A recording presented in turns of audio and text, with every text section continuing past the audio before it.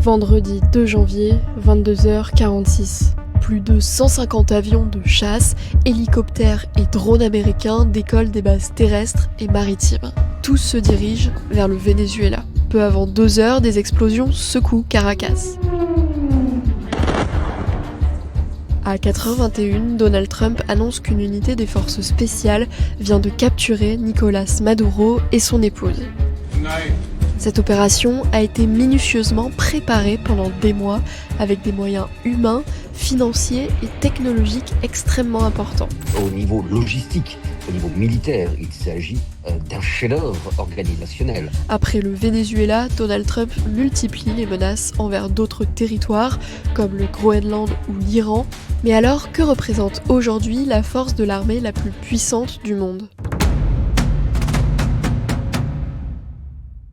Les Américains possèdent les technologies et les équipements les plus performants au monde.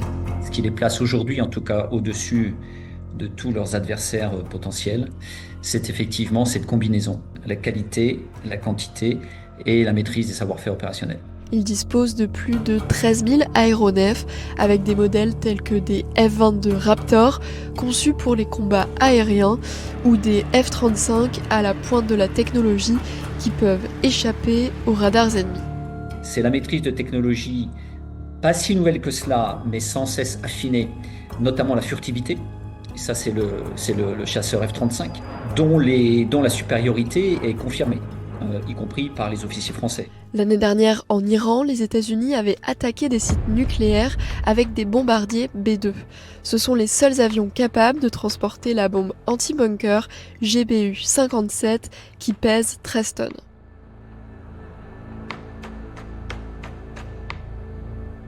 La flotte américaine est dotée de 11 porte-avions nucléaires. Parmi eux, l'USS Gerald R. Ford, le plus grand du monde, capable d'embarquer 75 avions de combat et 4500 marines. Ce bateau est plus long que 3 terrains de football. À titre de comparaison, la France n'en possède qu'un, le Charles de Gaulle. La Chine en compte 3, mais aucun d'eux n'utilise la propulsion nucléaire. Les États-Unis possèdent également 800 bases militaires pour être présents partout dans le monde.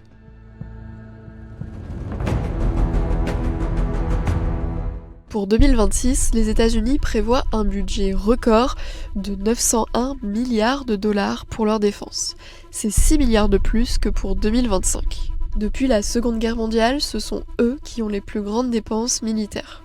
En comparaison, le budget de la Chine s'élève à 250 milliards de dollars et celui de la Russie à 209 milliards de dollars par an. En France, le budget du ministère des Armées devrait atteindre 57 milliards d'euros en 2026.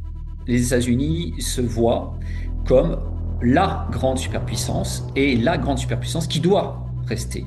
Et ce qui est intéressant à noter, c'est que dans ces 900 milliards, vous avez environ, programmé pour l'année 2026, à peu près 180 milliards pour la seule recherche et développement, en incluant également la partie test et évaluation. 180 milliards. C'est absolument énorme. Mais les États-Unis ne sont pas les premiers dans tous les domaines. En termes d'effectifs, l'armée américaine compte 1,4 million de soldats actifs. La Chine en possède plus de 2 millions. La Russie, elle, détient le plus grand arsenal nucléaire avec 4300 ogives nucléaires contre 3700 pour les États-Unis, 600 pour la Chine et 290 pour la France. Mais ce chiffre est surtout là pour la dissuasion. Même un pays comme la France, qui a une puissance nucléaire moindre que la Russie ou que les États-Unis, demeure, je dirais, sur le plan nucléaire, quasiment inattaquable.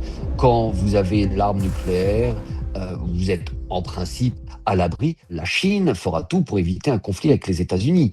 La Chine veut récupérer Taïwan, donc Taïwan, bien évidemment, a à s'inquiéter. Si on peut parler de danger, oui, je dirais plus avec un pays comme la Corée du Nord, beaucoup plus imprévisible, un régime très fragile, qui pourrait donc être tenté par un acte suicidaire s'il se sentait agressé, dos au mur ou au bord de l'écroulement. Ironiquement, et je suis américain, c'est un peu triste à dire, mais c'est sans doute aujourd'hui les États-Unis qui peut-être représentent, non pas un danger militaire évidemment pour l'Europe, mais un danger de déstabilisation pour le monde.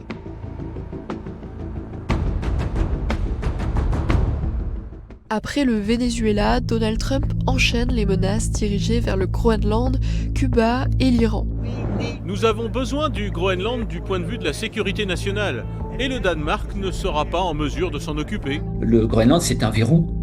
C'est le verrou entre l'Arctique et puis les débouchés sur l'Atlantique Nord. Ça intéresse autant les Canadiens et les Américains que les Européens d'ailleurs. Mais c'est aussi un territoire potentiellement très riche en ressources, en minerais. Et ces déclarations inquiètent les Européens, car le Groenland appartient au Danemark, pays membre de l'OTAN. Pour un pays de l'OTAN, s'en prendre à un autre pays de l'OTAN n'aurait aucun sens, et surtout, cela serait contraire aux intérêts des États-Unis d'Amérique. Quelle que soit la forme des intimidations et quelle que soit leur provenance, nous avons engagé un travail au Quai d'Orsay pour nous préparer à riposter. Il est possible que Donald Trump décide de s'emparer du Groenland.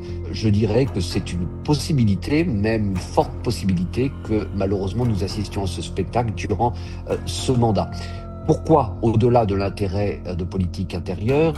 Tout simplement parce que Donald Trump s'enorgueillirait d'être le seul président à avoir agrandi depuis des décennies le territoire américain comme ses modèles. Et au-delà de cela, ça serait une opération assez facile, beaucoup plus facile que l'opération qui a eu lieu il y a quelques jours au Venezuela. Si demain les États-Unis décident d'envoyer quelques centaines, voire quelques milliers d'hommes au Groenland, d'abord ce ne sera pas une attaque frontale, personne n'ira tirer sur les habitants du Groenland.